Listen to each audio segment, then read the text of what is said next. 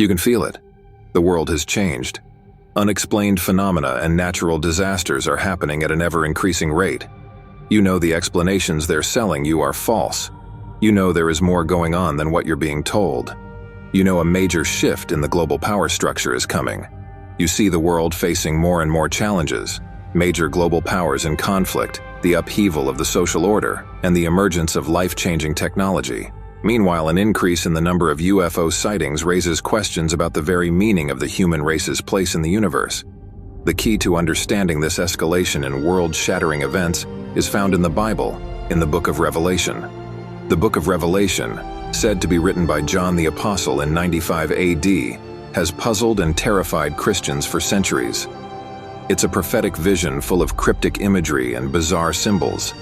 It predicts future events where God triumphs over Satan and the wicked face final judgment. The book ends with a vision of a new heaven and a new earth, where humanity dwells with God in eternal peace and harmony. There are many who believe the events depicted in the Book of Revelation are actually referencing the return of the Anunnaki to Earth. What if the Book of Revelation is actually a blueprint for the Anunnaki's final plan for Earth? What if the text is coded with secret messages foretelling the return of the Anunnaki homeworld Nibiru to our solar system? And what will happen to the human race if the Anunnaki are the architects of the coming apocalypse? To unravel this mystery, we must first understand who the Anunnaki are and what they came to Earth to do. 445,000 years ago, beings known as the Anunnaki came from another world to Earth in search of gold.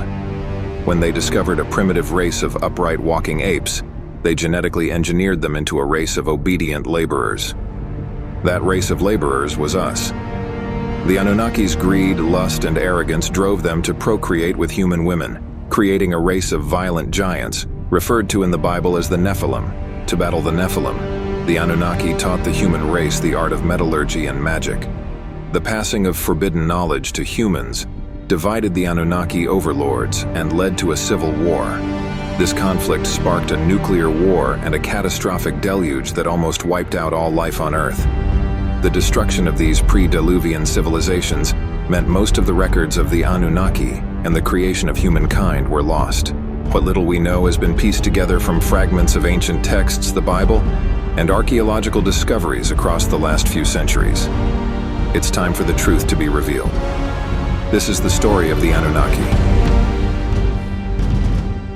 This video is part of an ongoing series exploring the origins of the human race, the history of the Anunnaki, and the destiny of planet Earth. If you've missed the other installments, check the links in the description below. If you enjoy this video, please leave a like. And if you want to see more videos like this, please subscribe.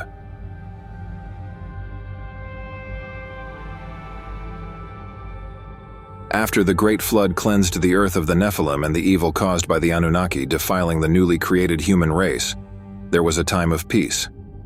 Enlil, who was named the ruler of Earth by his father, King Anu, ordered his brother, Enki, to create the flood to eradicate the human race. But Enki had deceived his brother. In secret, Enki warned a select few humans of the impending flood. The humans, led by a man we today know as Noah, survived by creating a boat that could turn and tumble.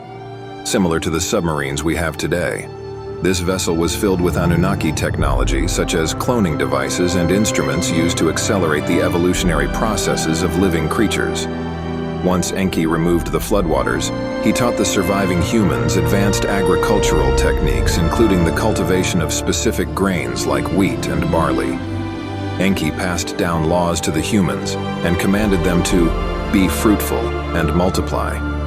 Enlil orbited the Earth in a spacecraft waiting for the flood to end. When he finally returned to Earth, he was enraged at what he saw. Not only had his brother betrayed his trust, but the humans, who he despised, were alive and rebuilding. Enlil furiously questioned Enki as to how the humans survived the Great Flood. Enki replied that the humans anticipated the flood thanks to their own wisdom, not his intervention. Enki pleaded with Enlil to let the humans continue to live on Earth in peace. Enlil promised to let the humans live on two conditions. 1, the human race had to continue to serve the Anunnaki. And 2, Enki and no other Anunnaki could intervene in the human race's progress. The Earthlings were on their own. Only time would tell if the human race would succumb to their animal instincts or if they would evolve and achieve enlightenment. Enlil and Enki agreed. Enlil left Earth and returned to Nibiru. Enki hid himself from the humans and observed as the human creation experiment unfolded. Thousands of years passed and countless human civilizations rose and fell, and the story of the Anunnaki became a myth. Throughout history, the masses have been kept in the dark about the origin of the human race. Only those in Enki's bloodline have been shown the true nature of reality. While the human race has struggled to escape its dark, primitive tendencies, we have been kept under the illusion that we have free will, when in truth our very consciousness is being shaped by forces more powerful than we can even imagine. The battle for our soul is being manipulated on a cosmic scale.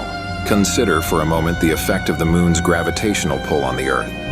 The relationship between the moon and the Earth offers a worrying insight into the challenges we face in the years to come.